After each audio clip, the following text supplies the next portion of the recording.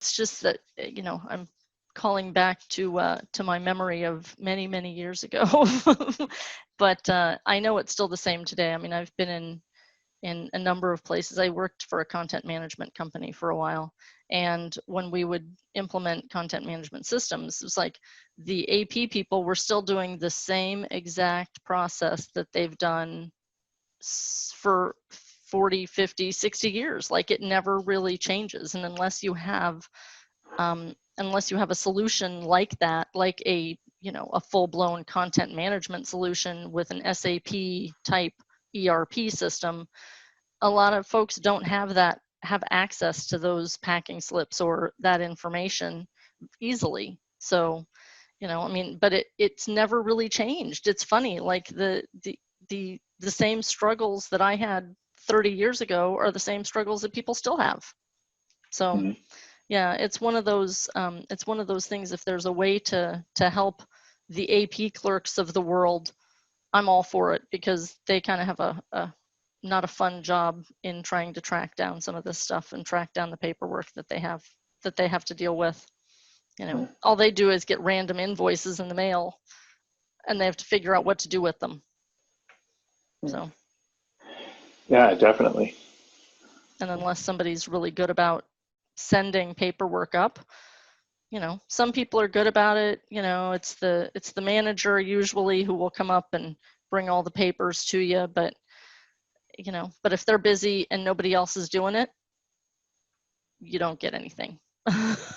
So it's always tracking down, chasing down paperwork from wherever you can get it.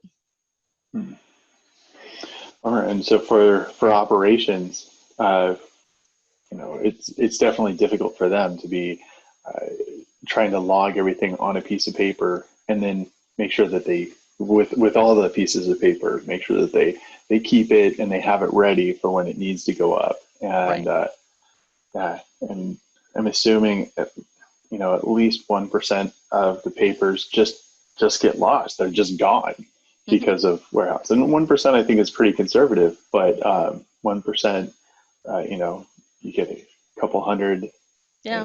I worked at a place where we could do that 200-300 a week, and so that, if it's half an hour of an AP person's time, that's an hour and a half a week. Yeah. It's just burned.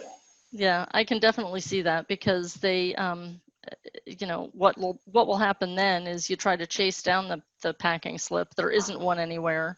Then you have to have the manager just sign the invoice that they did receive the product, because somebody has to sign it. You can't just pay the bill.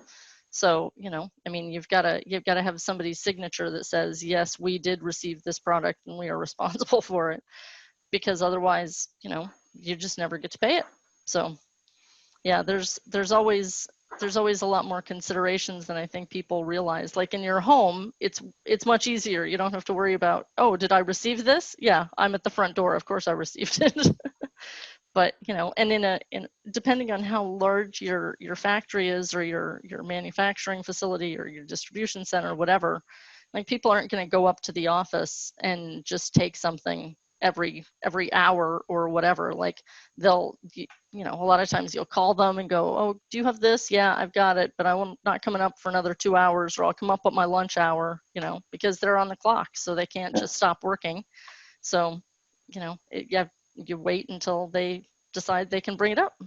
It's funny. It actually reminds me of when I was in high school as a teenager, and I'd answer the phone for my dad, and I'd have to give him a message. Oh, you got a call from somebody. Oh, what did they say? I forget.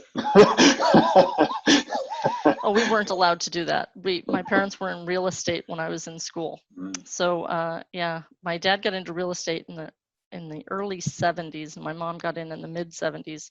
So when we got a phone call at home, we had answer the phone the right way, Abrams Residence, and then we had to take, a detailed message. Who was it? Who were they calling for? What's their phone number? We learned how to be secretaries in my family very early on, and I have three brothers and me. Nice. Yeah, my dad quickly started getting those lead forms. Oh yeah. So it had name, phone number, message, best time to call. Because same thing, he was construction, so he was the business line too. Yep. But in thinking about that, what other considerations are there? Because in the paperwork example, we're definitely chasing stuff down. In a missed call example,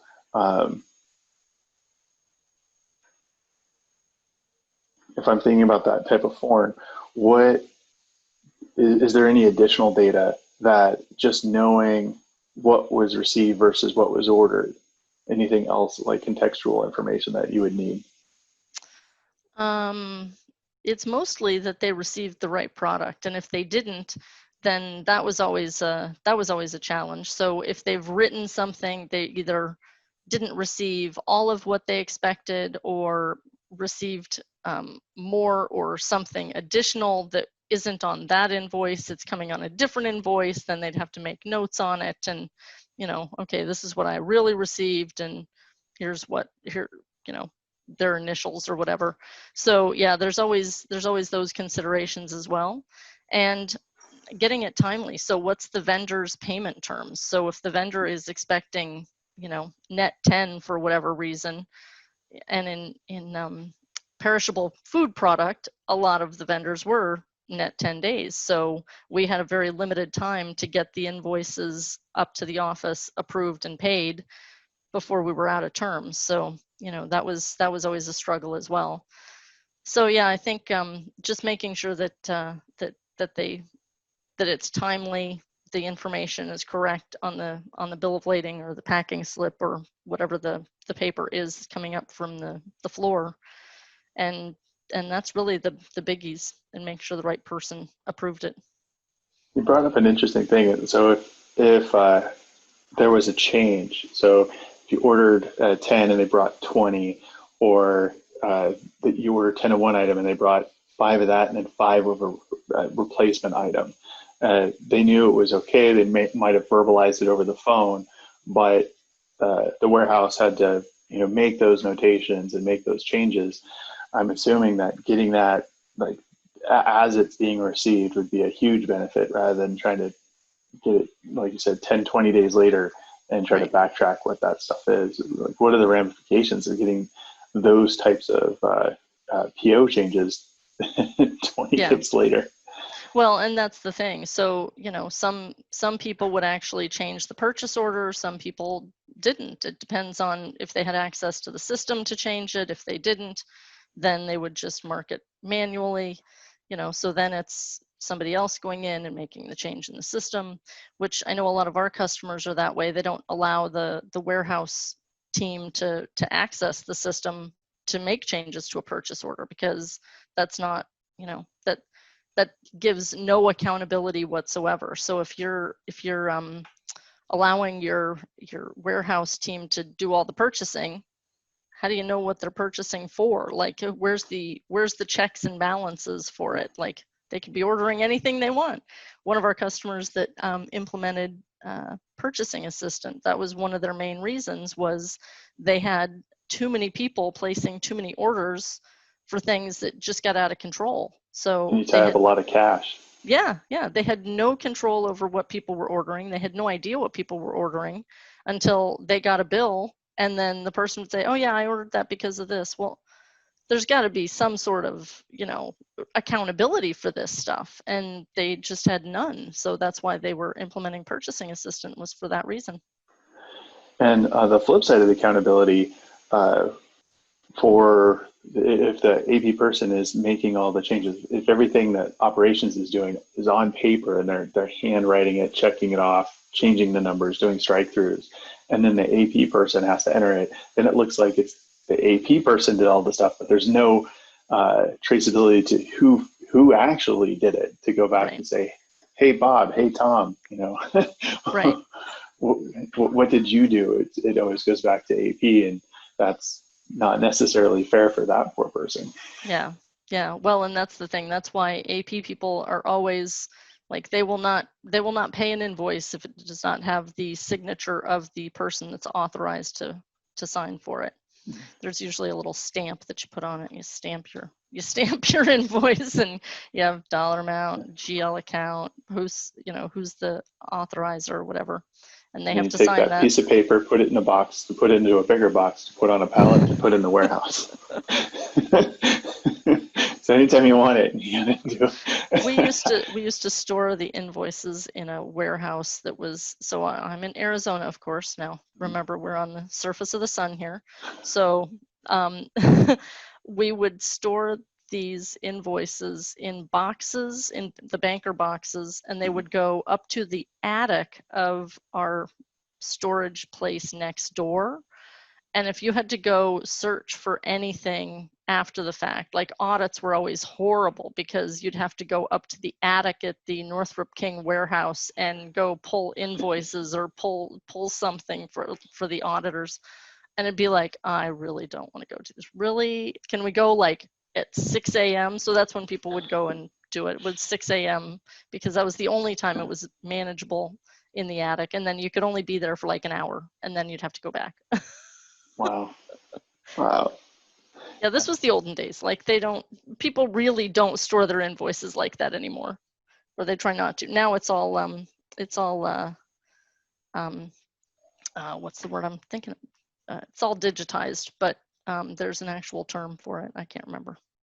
But yeah, now everybody scans or saves all their invoices off on another media, so it's not like you have just paper that you're trying to deal with, which really sucks.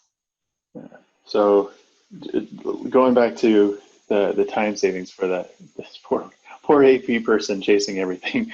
They do a lot of crappy jobs. Yeah, no doubt. I know that would be a rough one for me. I wouldn't have the patience for it. So I really respect those people. But so just chasing down like one piece of paper, half hour, hour and a half, like how much time do you think? Oh, chasing down a piece of paper could be anywhere from, well, you don't do it individually, so you save them up. So you have a pile of things that you need to research, or you've got invoices that came in for that day from your vendors that you've got nothing in your file to match it up with, so you've got no packing slip or bill of lading or anything. So you put them all in a separate pile and then you go research them all at one time. And it could be that, you call the engineering guy and ask him if he's got it, and he'll say, yeah, I got it, but I'm not coming up for a while. So then he'll bring it to you in 2 hours. And then you've got another one from the sanitation guy, you get another one from the distribution guy. So they all will bring them up to you at different times, or they'll say, I didn't get that. I don't know why they're billing us. So then it's a whole other thing that you have to research. But it's at least, by the time you make all the calls and get with these people, and sometimes you just go out and pick up the paper because it's easier to go, you know what, I'm going on break now, so I'm just going to go walk out to your office and pick it up and bring it to bring it Yeah, I back was to my thinking office. about all the follow-up. Oh, it's ridiculous. It's so silly. And there is a lot of time just spent tracking stuff down. And if some offices are really good and people have been trained that they've got like this hardcore drill sergeant accounting manager who must have paperwork in the office. But I've seen very few of those people. It's usually the other way, where the AP clerk is trying to track all this stuff down. And it's a couple of hours a week that they have to spend just trying to get paperwork to know that they should pay a bill or not. And from a warehouse manager's perspective too, I mean, it like that part isn't easy either, because you're trying to maintain all the pieces of paper, and it wasn't uncommon for somebody to come over with a stack of paper and just dump it on my desk. And it's real easy to lose the one that you needed to get up. And if let's say it's at that point, I got a call, I need to grab this one invoice, bring it over. I probably have it on top of my desk, and then another stack of paper goes on top of it, and now it's it's somewhere. Yeah, exactly. Yeah, could be anywhere on my desk. Yeah, and that's if I didn't take it into the warehouse and leave it on a box somewhere. Yeah. Can't gesture with something in my hands. I have to put it down so I can. Oh, you can still gesture with things in your hands. Awesome. Cool. So for this, I know with QStock inventory, that's one of the big features that we're seeing people get really excited about. It's just the saving of time for the finance team of them being able to stay on their desk, have the information delivered to them in the systems that they're expecting it in, Mm-hmm. and just having an uninterrupted workflow. And it sounds like from a warehouse manager's perspective, I know that it makes my job a lot easier to be able to just continue doing what I'm doing because there's no end of requests for my time or attention. And if I don't have to run something upstairs, because I know between the downstairs in operations and upstairs in finance, there's like 30 questions that are going to happen. Yep. And I'm going to lose, half an hour to an hour just dropping paperwork off. Yep. And it's the same way for the other person going the other way. So they may think, okay, I'm just going to go pick it up and it'll be faster, but they'll be stopped on the way as well. So it's like, either way, you've got this lag of time that really what got accomplished in that period of time? Well, at least somebody got some exercise. That's what I always thought. I would always take the stairs. Yeah. Yeah. Oh yeah, of course. Well, we didn't have elevators in the plant I worked in. We only had stairs everywhere. Awesome. Yeah, we had one elevator. It was in front of HR. So. Oh, of course. Yeah. No, we didn't have any. We only so the office was one floor, but the warehouse and the plant was multi-story. So it's always interesting. Excellent. All right. Anything I didn't think to ask? I think the real benefit of just even having everything, as you say, and in the system where they don't have that manual, the manual adding of paper or making sure that you've got everything set before you can pay a bill is just so much easier. So it's, if I can just look at a screen and say, oh yeah, I got it. Here's where they received the inventory. They've received the product. I'm good to go. It makes life so much easier, not having to have paper and not having to look for the paper at the end of the day. Absolutely.